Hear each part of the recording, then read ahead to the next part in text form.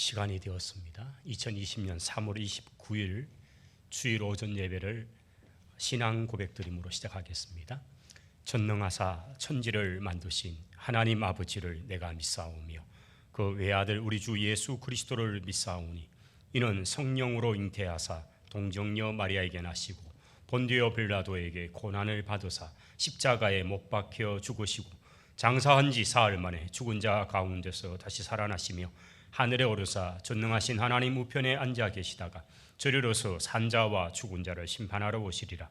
성령을 믿사오며 거룩한 공예와 성도가 서로 교통하는 것과 죄를 사하여 주시는 것과 몸이 다시 사는 것과 영원히 사는 것을 믿사옵나이다. 아멘. 383장 찬송입니다.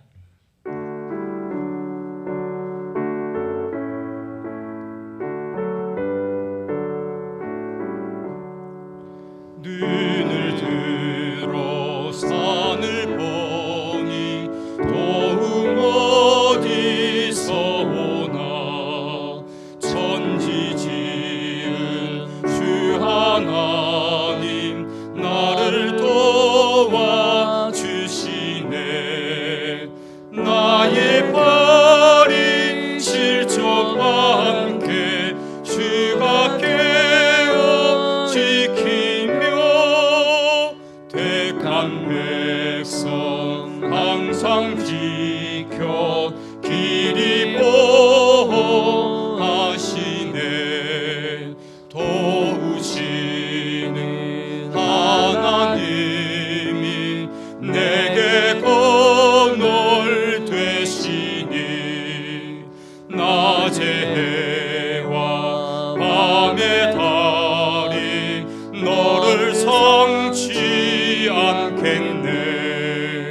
내게 화를 주지 않고 오늘 보호하시며 너의 주님 지금부터 영영 인도하시리.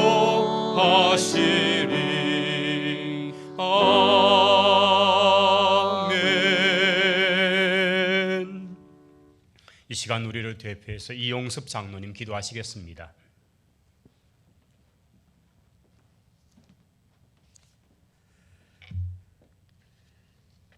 나의 구원과 영광이 하나님께 있으며 내 힘의 반석과 피난처도 하나님께 있도다.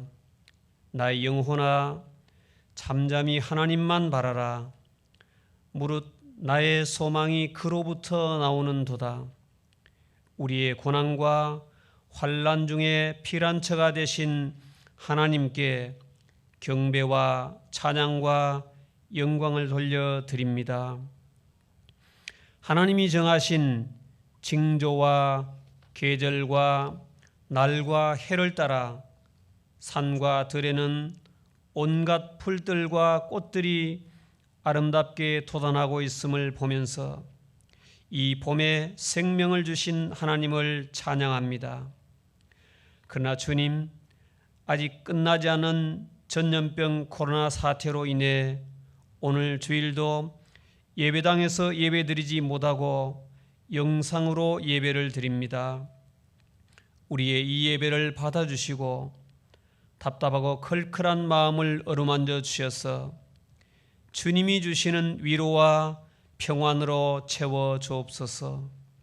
주님, 이 고난이 어떤 까닭으로 된 것인지 자세히 돌아보아 우리가, 우리 교회가, 우리 성도들이, 우리나라의 영적 지도자들이 먼저 하나님의 말씀에서 벗어난 것들을 돌이켜 회개하고 다시금 하나님의 자녀로서의 말씀을 지키는 거룩한 영성을 회복하는 시간 되게 인도하여 주옵소서.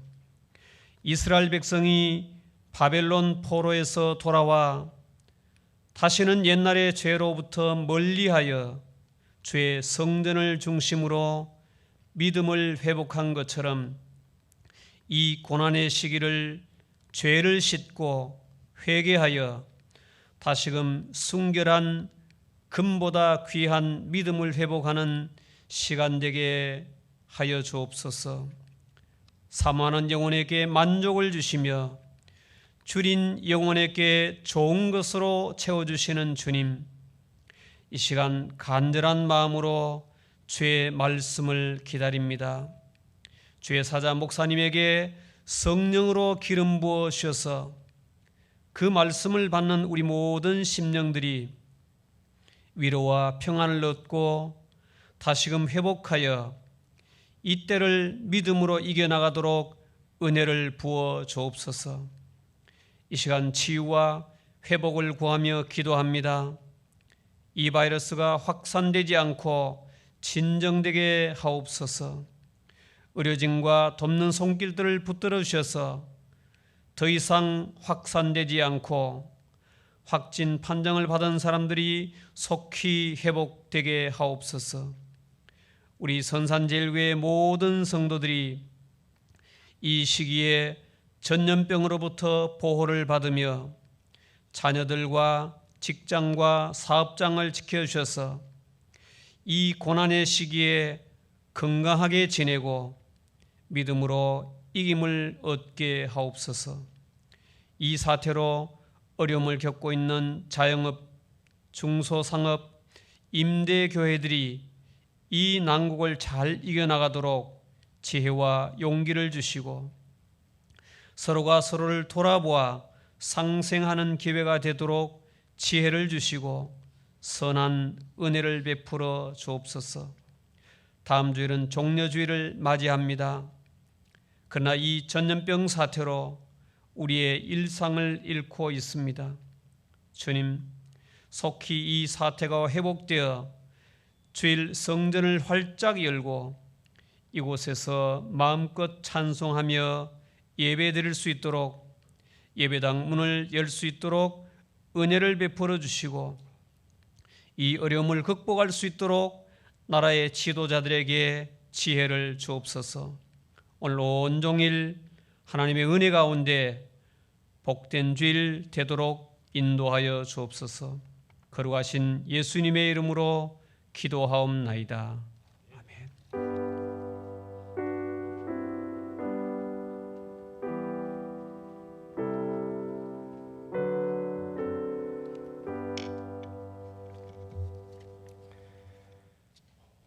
오늘 주시는 하나님의 말씀은 여호수아서 제8장 30절로부터 35절의 본문입니다.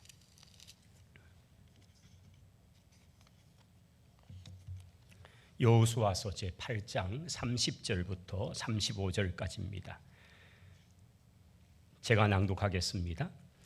그때에 여호수아가 이스라엘의 하나님 여호와를 위하여 에발산에 한 제단을 쌓았으니 이는 여호와의 종 모세가 이스라엘 자손에게 명령한 것과 모세 율법책에 기록된 대로 쇠 연장으로 다듬지 아니한 새 돌로 만든 제단이라. 무리가 여호와께 번제물과 화목제물을 그 위에 들었으며 여호수아가 거기서 모세가 기록한 율법을 이스라엘 자손의 목전에서 그 돌에 기록하며 온 이스라엘과 그 장로들과 관리들과 재판장들과 본토인들뿐 아니라 이방인까지 여호와의 언약궤를 맨 레위 사람 제사장들 앞에서 궤의 좌우에 서되 절반은 그리심산 앞에 절반은 에발산 앞에 섰으니 이는 전에 여호와의 종 모세가 이스라엘 백성에게 축복하라고 명령한 대로 함이라.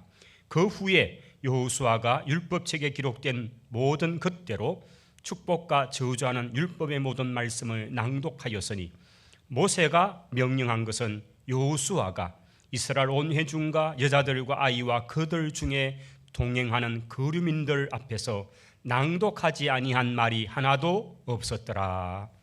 아멘. 아멘.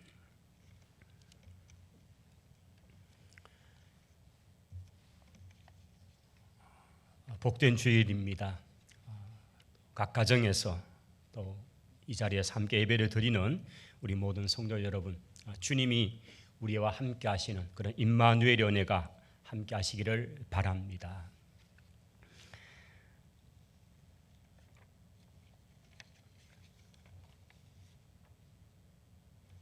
저희들이 주일날 이렇게 예배를 드리는 것, 물론 이제 대부분 성도들이 지금 영상을 통해서 가정에서 예배를 드리겠습니다만은, 예배를 드리는 것에 대해서 우리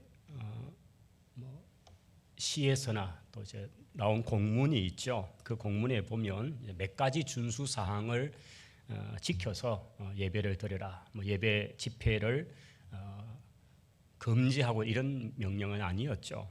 이런 몇 가지 요구 사항을 잘 따라주기를 바란다는 그런 요청이 있죠. 첫 번째는 들어올 때 발열 체크를 꼭 해야 된다 하는 거. 두 번째는 마스크를 착용을 하시라. 세 번째는 손 소독제 꼭 좀 뿌리시고, 그리고 네 번째는 2m 간격을 좀 유지를 해주시라. 그렇게 해서 앉는 자리도 표시를 이렇게 해서 앉고요. 그다음 혹시라도 모를 또 예배 집회 이후에 일어날 수 있는 일 때문에 예배 참석한 사람들의 명단을 작성해 두면 혹시 이후에 혹시라도 어떤 일이 있으면 추적이 가능하도록 그렇게 하기 위해서 명단을 꼭 작성해라 하는 것.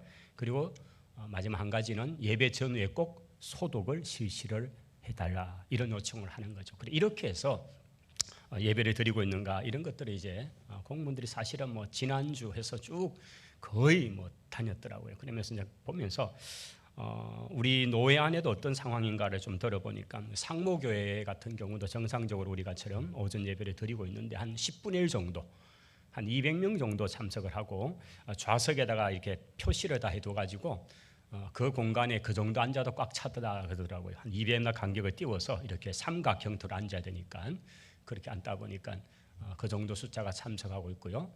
우리하고 규모가 비슷한 구미 사랑의 교회는 한 30%가 예배 참석하고 있다 얘기를 들었습니다.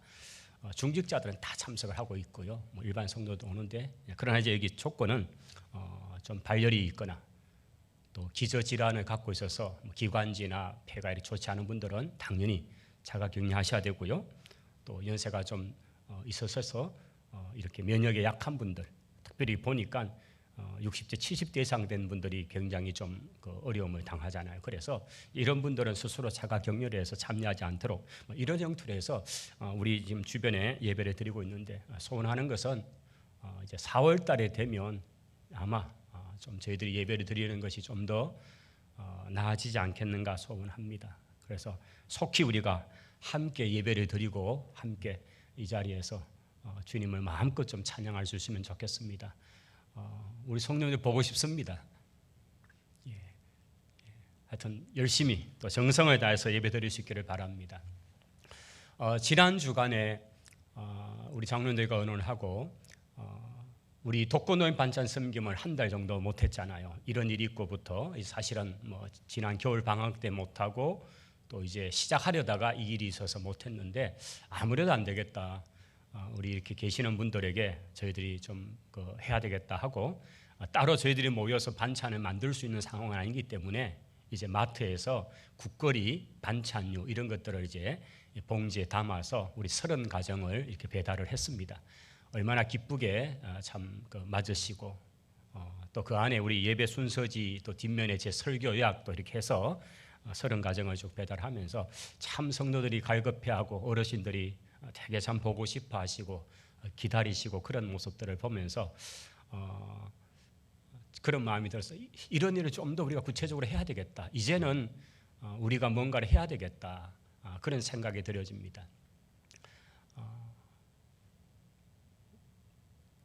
가까운 교회들 얘기를 좀 들어보니까 뭐 우리와 비슷한 형태로 이제 생활품 키트를 만들어서 배달을 하기도 하고 이런 일을 하면서 우리가 참 적절한 때 이제 잘 시작을 하는구나 생각이 들어집니다. 아마 이 일을 좀 더 구체적으로 해야 되겠다는 생각이 있습니다.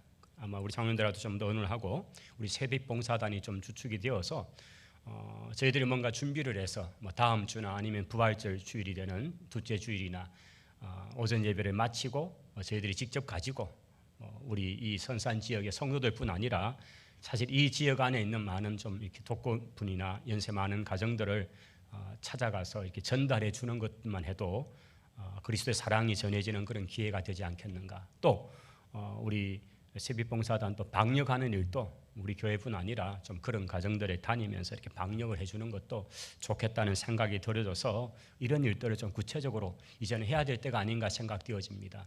우리 초대교회 1, 2, 3세기 때에 로마 시내 안에 우리 그리스도인들은 실제적으로 카타콤이라는 곳에서 지하에서 생활하고 자신이 예수 믿는다는 것을 드러낼 수도 없는 고통 속에 있었던 많은 분들이 있었습니다. 그 로마는 너무나 전염병에 취약한 도시 구조이기 때문에 전염병에 창궐을 했습니다.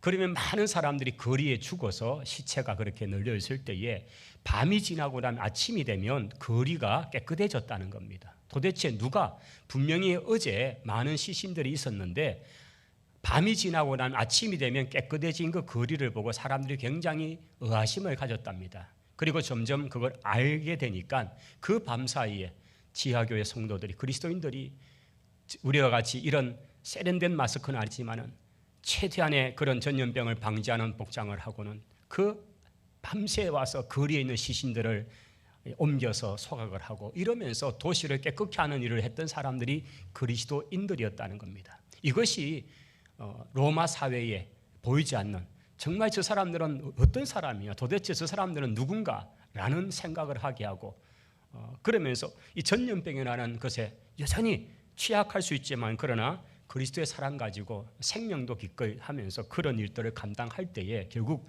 로마는 기독교로 그렇게 정복당하고 말았다는 거죠. 저는 그 시대의 이야기들을 좀 보면서 오늘 우리 시대의 교회가 어떤 역할을 해야 될 것인가, 우리 그리스도인들이 무엇을 해야 될 것인가, 특별히 우리가 교회가 왜 이런 일을 안 하느냐, 이런 걸 해야 되지 않느냐 보다 우리가 적극적으로 좀 이런 일들을 이제는 실천을 하고 뭔가 국가에게 요구하는 것, 무언가를 요구하기보다 우리가 이제는 이 일들을 감당할 수 있는 그런 좀 성숙한 그리스도인들이 되면 좋겠다는 생각이 들어집니다. 아무쪼록 이제 한 달 정도 시간을 지내면서 우리는 굉장히 일상들이 무너지고 답답함 속에 있습니다. 그러나 우리가 이때에 더 예수 그리스도의 사랑을 드러낼 수 있고 주님의 복음의 말씀을 구체적으로 실천할 수 있는 삶의 자리로 나아갈 필요가 있다고 보여집니다. 이 일에 함께 동참하는 우리 모든 또 성도들도 될 수 있기를 주님 이름으로 바랍니다. 예. 오늘 주어진 말씀은 여호수아서 8장의 말씀입니다. 여호수아서 8장의 말씀은 이제 마침내 아이성이 정복되는 바로 그 사건이죠. 우리가 계속적으로 여호수아서의 말씀을 통해서 보고 있습니다만은 참 얼마나 드라마틱한 상황들이 펼쳐지고 있었습니까? 아이성은 작은 성이었습니다. 그러나 실제적으로 그 작다는 의미는 인구가 작았다는 의미는 같지 않습니다. 성의 크기를 봐도 여리고보다는 아이성이 좀 더 컸던 것 같아요. 그러니까 땅의 넓이입니다. 그러나 성의 규모나 성벽의 형태는 여리고가 훨씬 더 견고했죠. 그러나 그 성의 둘레를 보면 아이성이 실제적으로 더 컸다는 것이 고고학적인 얘기입니다. 우리 오늘 본문을 읽지 않았습니다만 이 8장에 보면 아이성에서 이제 그 성의 모든 사람을 다 죽여야 되잖아요. 그 전쟁을 치르고 나서 아이성의 사람이 1만 2천 명이 죽었다라고 그렇게 성경 기록하고 있습니다. 그러니까 우리가 알 수 있는 정보는 아이성은 1만 2천 명이 살았죠. 거기에 비해서 여리고는 한 7천 명, 6천 명 정도 살았던 걸로 보여지니까 아이성은 면적은 훨씬 더 큰 것 같습니다. 그러나 여리고는 작았지만 견고한 이중 성벽 구조를 가진 그런 요소였기 때문에 강력한 그런 성이라 또 보여지고 아이성은 뭐 작은 성으로 여겼지만 그것은 사실은 이스라엘 백성들의 착각이었죠. 아이는 바로 그와 가까이에 있는 베델 성과 더불어서 두 개의 성이 연합을 해서 이제 이스라엘을 향해 공격을 했다라고 보는 것이 정설 같습니다. 왜냐하면 이렇게 정복 전쟁에 보면 베델을 정복했다는 얘기는 없어요. 그것은 아이와 베델은 마치 옆 동네 같이 있어서 그렇게 해서 함께 했고, 그래서 아이성이 정복되었다는 말은 베델도 함께 정복되었다는 것과 동일하게 볼 수 있기 때문입니다. 그래서 그 12,000명이 되는 그 사람들이 이제 다 정복을 당하는데, 우리가 첫 번째 여리고성 정복 이후에 기고만장하기도 하고요, 또 너무 교만해서 어쩌면 하나님께 쫓지도 않고 그 전쟁에 나갈 때에 달랑 3,000명만 데리고 나갔죠. 저성은 보잘것없습니다. 우리 3,000명만 가도 저성은 정복할 수 있습니다 라고 갔는데 거기서 36명이 죽임을 당합니다. 여호수아는 충격에 빠졌죠. 그리고 하나님 앞에 기도합니다. 하나님께서 말씀하시죠. 네가 왜 이렇게 엎드려 있느냐, 일어나라. 무슨 일 때문에 이 일이 이렇게 되었는지 내가 네게 말하겠다 하시면서 이스라엘 가운데 있는 죄악을 하나님께서는 제거하기를 원하셨습니다. 그것은 바로 아간의 범죄였습니다. 하나님께서는 그 시대의 방법으로 제비 뽑기를 통해서 12지파 중에 유다 지파를 뽑게 하시고, 그리고 그 집안 족속, 그리고는 마침내 아간이라는 인물을 뽑게 하시고, 결국은 그가 이실직고를 하죠. 자신이 전쟁 틈에 금과 은과 신할산, 급히산, 그돛, 이것이 탐이 나서 훔쳐다가 자기 장막 아래 감추어둔 얘기를 합니다. 실제적으로 그것이 이제 다 증거물이 여호수아 앞에 놓여지게 되고, 여호수아는 하나님의 말씀을 실행할 수밖에 없었죠. 그와 그의 모든 가족들과 그의 모든 소유된 가축들, 모든 것들을 다 아골 골짜기에 가져가서 돌로 치고 불에 태워서 돌무더기를 쌓아버리는 일을 통해서 그 이스라엘 거룩한 진영 속의 죄악을 제거해버리는 일을 했던 것입니다. 하나님은 하나님의 거룩한 일 가운데 그 죄악, 이것을 용납하지 않으시죠. 그래서 비록 유다 자손, 하나님의 선민 가정의 유력한 집안의 자녀였지만, 그러나 그의 죄를 그 전체 백성이 보는 가운데 제거하는 일을 하시고 난 다음에 이제 아이성 전쟁을 치르게 하십니다. 두 번째 아이성 전쟁이 오늘 8장의 이야기입니다. 이제 여호수아는 두려웠습니다. 이 전쟁을 어떻게 감당해야 될지. 그리고 그는 하나님 앞에 지혜를 구합니다. 하나님은 작전 전술을 말씀하죠. 3만 명을 데리고 끌고 가게 하십니다. 그리고 아이와 베델 사이에 한 지점에 5,000명 정도가 매복해 있도록 만드십니다. 하나님은 그렇게 전쟁에 능하신 분이고, 그 작다고 여겨서 그렇게 생각했던 그 아이성 전쟁에 하나님은 치밀하게 준비를 하게 하십니다. 그렇게 해서 3만 명이 가되 5,000명은 미리 매복해 있고, 그리고 2만 5천 명은 전쟁을 치르면서 며칠 전에 전쟁 1차 전쟁과 같이 패해서 도망가는 것처럼 그렇게 내리막으로 가게 하는 겁니다. 지난번과 똑같은 상황인 줄 알고 아이성 사람들, 아마 베델 사람과 같이 그들은 또 이스라엘 백성들이 도망간다면서 얼마나 기고만장하게 추격을 시작해서 그냥 성 안을 비워둔 채로, 아마 성 안에는 아이들과 가족들만 남겨둔 채로 전 병력이 이스라엘 도망하는 그 군대를 추격하기 위해서 따라갑니다. 그 틈 사이에 매복했던 5,000명이 성 안에 들어와서 그냥 그 성 전체를 불태우고 마는 거죠. 한참 추격을 하다가 뒤를 보니까 자기 성이 불이 타고 있습니다. 깜짝 놀랐죠. 이게 어떤 일이냐.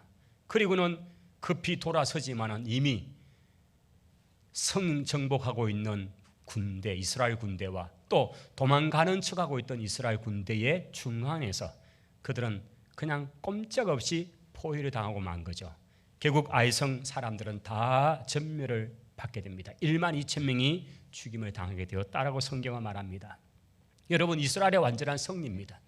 하나님께서는 원래 아이성을 그렇게 승리하도록 하나님은 생각하셨습니다. 그러나 이스라엘의 죄악이 그것을 한번 이렇게 흐트러지게 했지만, 그러나 하나님은 다시 약속하신 대로 그 땅을 정복하는 일을 행하신 것입니다. 우리의 실수, 우리의 죄가 때로는 하나님의 계획을 흐트러뜨리는 것 같이 만들지 몰라도, 그러나 결국은 하나님의 뜻은 성취될 줄을 믿습니다. 결국 하나님의 뜻은 하나님 뜻대로 진행되고 마는 것입니다. 그 가나안 땅을 주시겠다고 하신 하나님의 약속은 그대로 실천되고 그대로 실행된 것입니다. 우리의 죄악은 그것을 흩어버리고 또 사탄은 그 배후에서 하나님의 뜻을 흐트러지게 만들려고 그렇게 시도할지 몰라도 그러나 결국은 모든 것을 합력케 하셔서 결국은 하나님이 기뻐하는 뜻으로 이끌어 가시더라는 것을 분명히 성경은 보여주고 있는 것입니다. 오늘 이런 상황 속에서 우리는 좀 봐야 될 것들이 있습니다. 때로는 승리의 기쁨 속에서 하나님께 영광을 돌려야 되는 것입니다. 그 승리를 위한 과정 속에서 철저하게 말씀을 따라가야 되고 하나님이 기뻐하는 삶, 하나님이 기뻐하는 방법을 따라야 될 줄을 믿습니다. 아무도 모를지 몰라도 그저 자기 혼자 몰래 그렇게 했을지 몰라도 하나님은 보고 계셨습니다. 아간의 그 범죄를 하나님은 보고 계셨습니다. 하나님께서는 하나님의 거룩한 일을 위해서는 죄악이 그 땅에서 그렇게 움트는 것을 기뻐하지 않으셨습니다. 저는 이것을 모델 케이스라는 표현을 쓰고 싶습니다. 이 가나안 땅의 정복 전쟁의 아간의 가정을 그렇게 하나님이 철저하게 그렇게 제거해 버리신 것은 모델 케이스죠. 하나님의 거룩한 이 일에 그 죄악을 용납할 수 없다는 거죠. 그래서 하나님은 아간을 제거해 버렸습니다. 똑같은 사건은 바로 신약의 초대교회 예루살렘 교회에 있었습니다. 바나바가 했던 그 헌신의 그것을 보면서 아나니아와 삽비라가 흉내를 냅니다. 우리도 팔아서 하자. 그러면 우리도 뭔가 좀 안 되겠는가 여겼습니다. 그리고 밭을 팔았습니다. 그러나 그 판돈을 본 순간 마음속에 사탄이 들어오는 거죠. 욕심이 들어옵니다. 그리고 얼마를 감추어서 베드로 앞에 가져왔던 장면이 있습니다. 제가 그때 한번 그런 말씀을 했잖아요. 헌금하고도 그렇게 벌 받냐고. 차라리 안 했는 사람은 멀쩡히 살아있는데 왜 헌금하고 벌 받냐고. 그러나 하나님은 그게 모델 케이스죠. 하나님의 거룩한 일, 예루살렘 교회가 이제 시작되어 가는 그 일에 하나님께서는 마치 아간 같은 그 죄를 용납해서는 안 되기 때문에 아나니아와 삽비라 부부를 차례로 그냥 순식간에 죽게 만드는 일들을 통해서 전 공동체 속에서 오고 오는 세대, 아니 2000년 지난 지금 우리에게까지도 계속적으로 그 메시지는 굉장히 울림이 있잖아요. 우리가 어떻게 하나님 앞에 써야 될 것인가를 보여주잖아요. 이것은 하나님은 거룩을 원하시기 때문입니다. 작은 죄악을 용납하지 않으시겠다는 하나님의 의지가 있는 것이죠. 자, 이렇게 해서 아이성 전쟁은 끝이 났습니다. 이스라엘의 완전한 승리였습니다. 지역적으로 가나안 전체에서 이 베델과 아이라고 하는 이 지역은 딱 배꼽 같은 위치, 딱 중앙이었습니다. 이것을 정복해야 이제 이후에 남쪽 전쟁, 유다 땅 지역으로 정복하는 그곳이나 또는 북부 전쟁이 이제 수행이 될 것입니다. 그 일을 위해서 가나안 땅 전체의 가장 중심이 되는 아이라고 하는 이 전쟁은 굉장히 중요한 전쟁이었습니다. 자, 저는 이 전쟁이 마치고 난 다음의 본문을 오늘의 본문으로 우리가 함께 읽었습니다. 8장 30절부터의 본문은 이 아이성 전쟁이 끝나고 난 다음에 여호수아와 이스라엘 백성들이 무엇을 하고 있는가 하는 것을 우리에게 보여줍니다. 분명히 상황은 전쟁이었습니다. 여리고 전쟁을 치르고 그리고 며칠 뒤에 아이성 전쟁을 치루었습니다. 그리고 나서 얼마나 치러야 될 전쟁들이 많습니까? 그 주변에는 기브온, 기브아, 예루살렘 쪽, 더 내려가면 헤브론 쪽으로, 더 올라가면 세겜도 있고요. 더 올라가면요, 이제 저 갈릴리 쪽 지역에 얼마나 많은 땅들, 정복해야 할 땅들이 있습니다. 그런데 하나님께서는 그런 전쟁을 치르는 것보다 이 아이성 전쟁을 치르고 난 다음에 여호수아와 이스라엘 군대들이 어디로 곧장 가느냐 하면 바로 세겜 땅으로 가더라는 것입니다. 이 세겜 땅은 이 세겜이라는 단어가 어깨라는 뜻입니다. 어깨. 여러분 어깨에 여러분 좌우에 이렇게 뽕이 있잖아요. 요즘은 뭐 덜하지만은 옛날에 이렇게 보니까 뽕도 참 컸더라고요. 그래서 에발산, 거리심산, 에발산이라고 하는 이 두 산 사이에 있는 성읍이 세겜이기 때문에 그래서 사람들은 그 지형을 보고 어깨다. 그 어깨란 말이 세겜이라는 뜻이고 그래서 세겜이다, 어깨다. 마치 두 어깨 사이에 이렇게 있는 그런 성읍이어서 세겜이라는 이름을 붙여놓은 도시입니다. 오늘 성경에 보시면 세겜이라는 단어는 나오지 않습니다. 그냥 에발산과 거리심산으로만 나오지만은 그러나 우리 지명을 보면 이것은 그냥 세겜에 온 거죠. 자, 세겜에 와서 에발산과 거리심산 이곳에 반반 병력을 나누어서 그 산에 이제 있게 하고 특별히 에발산에 사는 일이 있습니다. 오늘 본문 한번 보실까요? 자, 30절입니다. 한번 같이 읽어보겠습니다. 그때에 여호수아가 이스라엘의 하나님 여호와를 위하여 에발산에 한 제단을 쌓았으니. 자, 전쟁을 막 치르고 있는데, 전쟁통인데 갑자기 뭘 하고 있는 거예요? 제단을 에발산에다가 하나를 쌓았다는 거예요. 그럼 그 제단을 어떻게 쌓느냐? 여러분, 보통 우리가 제단을 쌓는다 할 때 참 그 목수 또는 석수들이 동원되어서 그 큰 돌을 깎아다가 반듯반듯하게 해서 그 제단 높이를 한 1m 20, 30 정도 높이로 해서 아주 평평하게 크게 여러 돌을 가지고 이렇게 쌓는, 이거 일반 제단의 크기거든요. 근데 그렇게 하지 않고 절대로 레위기법대로 쇠 연장 가지고 돌을 쪼아서는 안 되고, 원석 그대로 있는 것에서 평평한 돌들을 가져다가 제단을 쌓아야 된다는 것이 레위기법입니다. 31절에 보시면 그 법 그대로, 즉 하나님의 말씀 그대로, 하나님의 말씀 그대로 제단을 쌓는데 쇠 연장 가지고 정으로 망치로 찧은 것이 아니고 바로 자연석 돌 그대로 중에서 평평한 돌을 가지고 이렇게 제단을 쌓았다라고 되어 있는 것입니다. 하나님께서는 그런 인위적 방법으로 쌓는 제단을 원치 않으신 거죠. 하나님은 그런 자연석을 가지고 이제 쇠 연장을 다듬지 않은 그 돌 제단, 그 크기도 아마 레위기에 나오는, 또 출애굽기에 나오는 규격대로 제단을 만든 거예요. 그 제단을 만들고 난 다음에 31절 하반에 가보십시오. 무리가 여호와께 번제물과 화목제물을 그 위에 드렸으며. 여러분, 번제물과 화목제물은 말 그대로 출애굽기와 레위기에서 나왔던 이스라엘의 5대 제사 가운데 그 형태잖아요.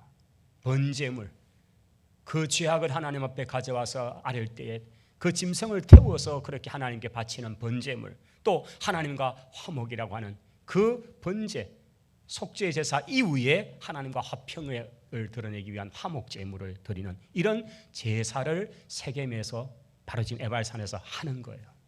여러분, 상황은 전쟁입니다. 전쟁 중에 이스라엘 백성이, 여호수아가 이 일을 하는 것입니다. 이 일을 왜 하고 있을까?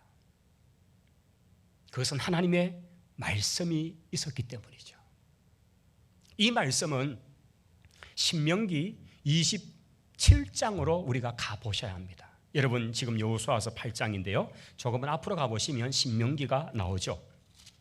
신명기 27장 2절 3절에 모세께서 살아계실 때에, 특별히 이 신명기는 요단강 건너기 전 요단 동편에 있는 모압 평지에서 기록했잖아요. 신명기 27장에 가시면 2절 3절이 있죠. 한번 읽겠습니다. 신명기 27장 2절 3절. 너희가 요단을 건너 내 하나님 여호와께서 네게 주시는 땅에 들어가는 날에 큰 돌을 세우고 석회를 바르라. 요단을 건넌 후에 이 율법의 모든 말씀을 그 위에 뭐하라고요? 기록하라. 그리하면 네 하나님 여호와께서 내게 주시는 땅, 곧 젖과 꿀이 흐르는 땅에 네가 들어가기를 네 조상들의 하나님 여호와께서 네게 말씀하신 대로 하리라. 4절이에요. 너희가 요단을 건너거든 너희는 오늘 너희에게 명하는 이 돌들을 에발산에 세우고 그 위에 석회를 바를 것이며. 하나님께서 모세의 마지막 사역의 하나가 신명기를 마지막 기록으로 남기는 거였잖아요.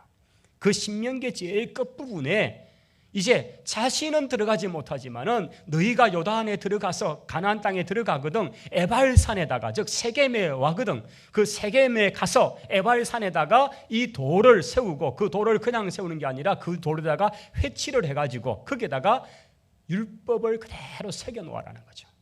그 율법은 아마 십계명 같아요. 그 율법을 돌에 새기는 작업을 해라, 그걸 말씀했거든요. 그래서 지금 여호수아는 이 말씀을 기억하고 전쟁 중에, 특별히 세겜에 가려면 이 아이성을 정복하고 나면 곧장 이제 세겜에 가는 길은 뚫리거든요. 그래서 아이성을 정복하고 난 다음에 즉각적으로 한 일은 거기서 세겜으로 들어가는 거예요. 그리고는 그 세겜에 있는 에발산에서 하나님이 말씀하신 대로 거기에다가 제단을 쌓고 제사를 드리고, 그 다음 그들이 그 큰 돌을 그곳에 세우고 거기다가 회치를 하고 그리고 율법을 새기기를 시작합니다. 아마 율법 말씀은 아주 숙련된 어떤 그런 그 석수들이 말씀을 새겨갔겠죠. 그렇게 해서 율법 말씀을 다 새깁니다. 온 백성이 그것을 봅니다. 자, 말씀대로 하는 거예요. 32절에 보십시오. 여호수아가 거기서 모세가 기록한 율법을 이라고 한대죠. 이스라엘 자손의 목전에서 그 돌에 기록하며 이게 신명기 27장 2절과 3절의 본문을 그대로 지금 실천하고 있다는 거죠. 그리고 33절에 보시면 온 이스라엘과 장로들과 관리들과 재판장들과 본토인들뿐 아니라 그와 함께한 이방 사람들, 우리가 출애굽할 때 이방인들도 많이 따라왔잖아요. 그 사람들도 여호와 편에 있는 사람들은 다 함께 보도록 만들었습니다. 그리고 여호와의 언약궤를 맨 레위 사람 제사장들 앞에서 이제 반반을 나누어서 반은 에발산에 올라가고 반은 그리심 산으로 이제 세워놓습니다. 그리고 그 중앙에 서서 율법을 낭독하는 일을 하라고 하셨죠. 자, 33절 이제 중간 아래부터 제가 볼게요. 이는 전에 여호와의 종 모세가 이스라엘 백성에게 축복하라고 명령한 대로 함이라. 그 후에 여호수아가 율법책에 기록된 모든 것대로 축복과 저주하는 율법의 모든 말씀을 낭독하였으니. 여러분, 이것이 신명기 28장 본문인 거죠. 우리 신명기 28장으로 한번 가보겠습니다.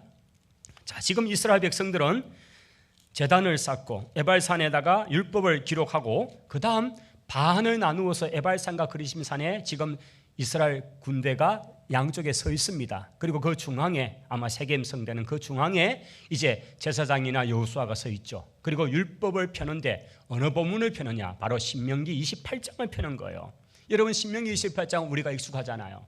제가 송구 영신 예배 때마다 이 신명기 28장의 말씀에 특별히 축복 부분만을 제가 선포를 하잖아요. 근데 이제 28장 본문 전체는 보시면 축복이 한 3분의 1 되고요, 저주 내용이 3분의 2가 돼요. 이 28장 전체 본문을 낭독을 하죠. 근데 이 28장은 그러면 신명기 28장은 어느 본문을 가지고 설교 형태로 했는가? 이것은 레위기죠. 레위기 26장의 본문을 그대로 가져와서 이걸 이제 신명기 28장은 좀 더 풀어서 만들어 놓은 본문이 신명기 28장인가요? 그래서 원래 얘기는 시내산에서 받았던 말씀은 레위기 26장 얘기죠. 여러분 조금 더 앞으로 가보시면 레위기 26장을 한번 가보십시오. 여러분, 레위기는 시내산에 있을 때 받은 말씀이잖아요. 그래서 레위기 26장을 한번 보시면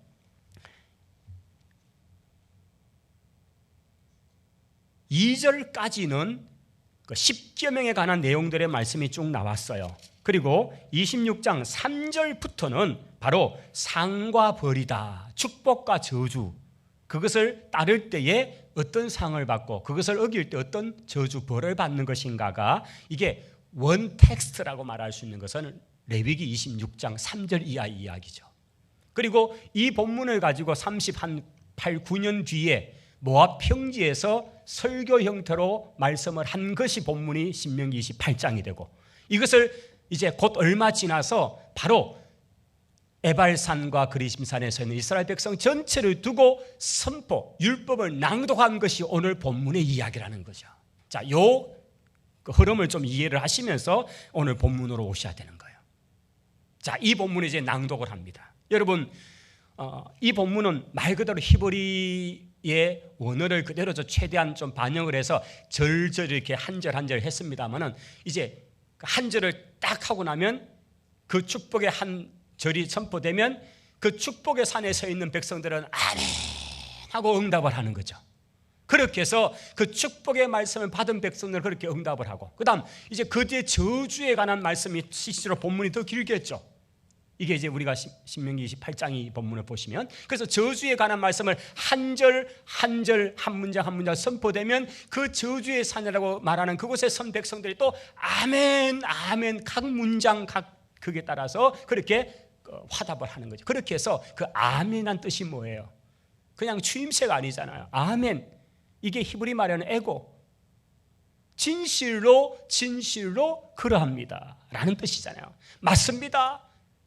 여러분, 결혼식을 할 때 혼인 서약을 하는 것은 뭐 슬플 때나 기쁠 때나 이러면 사겠느냐 하면 예 그러겠습니다. 뭐 영어에서는 I do 뭐 이런 표현을 많이 하죠. Do you 이렇게 시작하니까 문장. 그래서 I do, yes I do 이런 표현을 하죠. 예 라는 대답을 하는 것은 내가 그 언약을 목숨같이 지키겠습니다라는 얘기거든요. 그래서 이 율법을 낭독하는 것은 바로 이스라엘 백성이 이 말씀대로 살아서 축복을 제가 누리는 백성이 되겠습니다. 또 반대로 이 말씀을 만약 어긴다면 이런 성경에 기록된 저주를 받아도 저는 할 말이 없습니다 라는 서약을 하는 순간인 거죠. 이것이 율법 낭독인 거예요. 오늘 우리가 말씀을 받는 자리에 있는 것은, 그리고 말씀을 받을 때에 우리가 소리를 내거나 또는 마음으로 아멘을 하는 것은 그 말씀대로 내게 이루어지이다. 아멘. 그 말씀을 지키면 이런 복을 받는 줄을 믿습니다. 아멘. 반대로 이 말씀을 지키지 않으면 이런 하나님의 저주 책망을 받아도 제가 마땅하겠습니다. 이것이 아멘의 의미라는 거지요.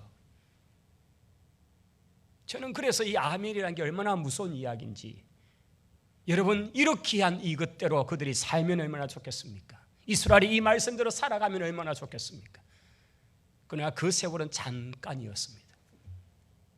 이스라엘 전체 역사 우리에게 보여주는 이야기는 그렇게 다짐하고 맹세했던 말씀을 그냥 내팽개쳐버리고 자기가 좋아하고 원하는 대로 살았기 때문에 신명기 28장에 나오는 말씀처럼 너희가 나를 떠나서 우상의 죄를 지어 할 때 하나님이 연병을 보내가 전염병을 보내가지고 그 땅을 어떻게 초토할 것이라고 말씀할 때 자기들은 다 아멘을 했거든요.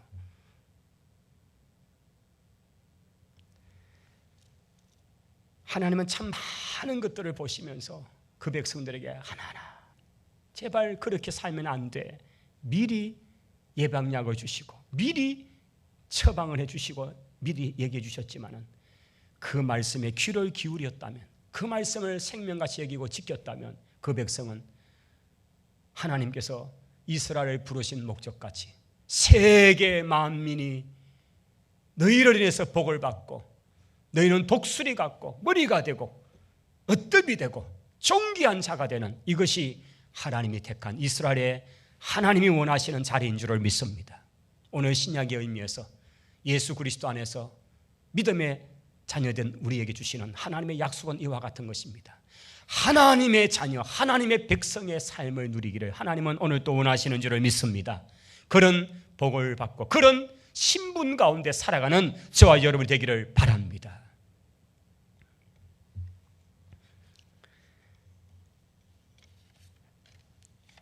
오늘 저는 본문의 말씀을 가지고 다시 세겜이라는 말씀을 했습니다. 왜 다시 세겜일까요? 그것은 바로 이 세겜은 창세기 12장 갈대아 우르에 살던 아브라함을 부르셔서 내가 네게 지시할 땅으로 가라고 하셨던 그 아브라함이 마침내 가나안 땅에 도착했다는 그 장소가 바로 세겜이었고, 세겜 모래 상수리에서 하나님 앞에 섰던 장면이 있습니다. 창세기 12장 6절에 아브라함의 여정에서 가나안에 마침내 들어왔다 했던 그 땅이 세겜이었다는 거죠. 그리고 거기서 옮겨서 베델과 아이 사이에 제단을 쌓고라는 본문이 그 뒤에 나옵니다.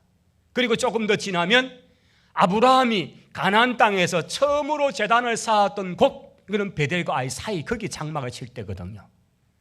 여러분 이것은 오늘 아이성 전투를 보면서 와, 이 전쟁은 그냥 전쟁이 아니었죠. 바로 아브라함이 첫 번째 제단을 쌓았던 바로 그 장소가 베델과 아이 사이, 아브라함이 머물렀던 그 장소, 그곳이 지금 이스라엘이 조금 전에 정복을 했잖아요. 그리고는 이제 그들이 아브라함이 가장 처음 왔던 바로 그 타운이 된 도시가 되는 세겜에 와서 그 산을 정복하고 거기에서 하나님 앞에 율법 낭독회를 하고 있는 장면인 거죠. 하나님은 시간은 오래될지 몰라도 하나님은 그 역사적인 상황을 그대로 가지면서 그 한 장소 한 장소 그렇게 의미가 있더라는 거죠. 그러면서 그 백성들이 이 세겜에서 자기들의 혈육의 조상이요 믿음의 조상되는 아브라함이 약속의 땅에 갈 바를 모르고 왔지만 그 먼 곳에서 와서 마침내 도착했던 곳이 바로 지금 우리가 서 있는 이 땅이고, 우리가 아브라함같이 하나님의 말씀을, 그 약속의 말씀을 지킴으로써 우리도 여기서 이 율법을 통해서 하나님 우리에게 주시는 축복, 만약 하나님 말씀을 지키지 않으면 그 저주를 받아도 사다고 하는 그런 고백을 하면서 그들은 지금 이 영광스러운 율법 낭독회에 참여하고 있는 것입니다. 성도 여러분, 오늘 우리가 사는 시대에 우리가 한 번도 경험해 못한 이런 참 우리를 많이 위축되게 만들고 어렵게 만드는 이 상황이 있습니다. 그러나 이런 속에서도 우리가 다시 붙들어야 될 것은, 다시 올라가야 될 것은 세겜입니다. 그것이 약속의 땅이고, 그것이 하나님의 말씀이 있고, 그것에서 하나님의 말씀이 선포되어지고, 거기에서 우리의 정체성, 우리가 누구인지, 우리가 무엇을 붙들고 살아야 승리할 수 있는지를 보여주는 그 장소, 이것이 바로 세겜이기 때문에 그 전쟁의 와중 속에서 세겜으로 올라가라고 하신 것입니다. 전쟁 같은 하루를 살아가는 우리 성도 여러분, 이런 속에서도 다시금 말씀 앞으로 나아가고 하나님 앞에 나아가서 축복과 저주의 말씀 앞에 그들이 자기의 생명을 걸고 아멘으로 그렇게 자기의 결단을 표현한 것 같이 오늘 우리가 이 시대 속에서 우리의 방법으로 하나님 앞에 우리의 신앙을 결단하면서 나아갈 수 있기를 주님 이름으로 축원합니다. 기도하십시다. 하나님 감사합니다. 전쟁 가운데 세겜으로 올라가서 하나님의 율법의 말씀을 기록하고 에발산과 그리심 산에 서서 축복과 저주의 말씀 앞에 그들의 생명과 인격을 담아 아멘으로 화답하던 장면을 우리가 보았습니다. 오늘 이 시대 다시 세겜으로 올라가는 저희들이 되기 원합니다. 주의 말씀 앞에, 주의 존재 앞에서는 저희들이 되게 하옵소서. 시대가, 상황이, 환경이 우리를 짓누른다 할지라도 우리가 이런 것에 눌릴 사람이 아니라 하나님과 예수 그리스도의 그 복음과 그 말씀을 붙들고 주님과 함께 나아가는 우리 모든 하나님의 거룩한 백성들 되게 하옵소서. 예수님 이름으로 기도하옵나이다. 아멘. 우리 찬송 438장을 함께 부르시면서 헌금도 하시죠.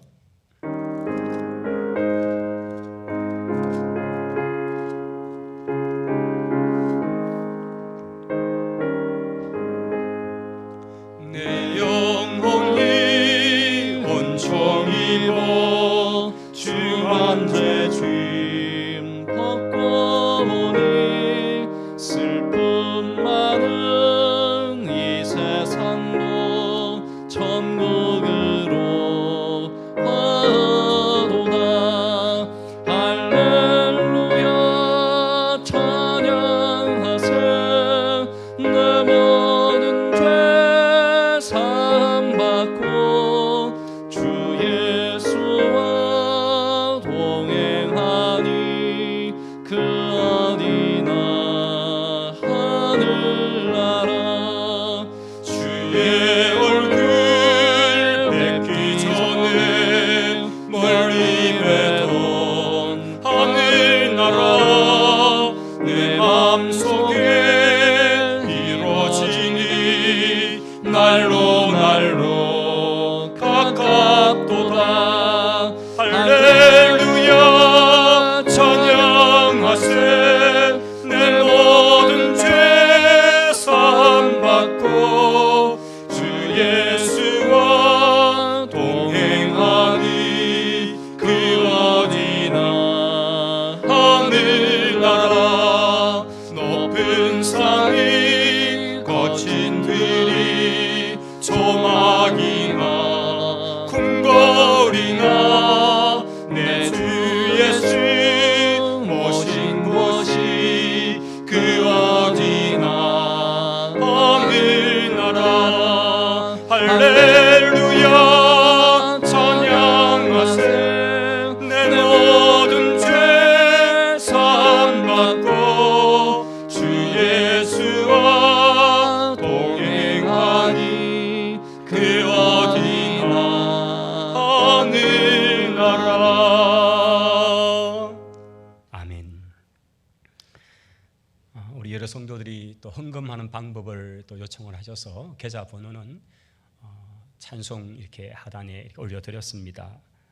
또 성도들 중에 또 드린 헌금들 아마 주중에 인편을 통해서 또 보내시고 한 분들이 계셔서 헌금 명단들은 요 기도하는 요 축도전 요 텀에 명단들을 이렇게 올리도록 하겠습니다. 여러분께서 보시고 지난 한 달 동안 주별로 헌금하신 분들은 명단은 주보 없기 때문에 영상으로 그렇게 처리한 것을 이해해 주시기를 바랍니다.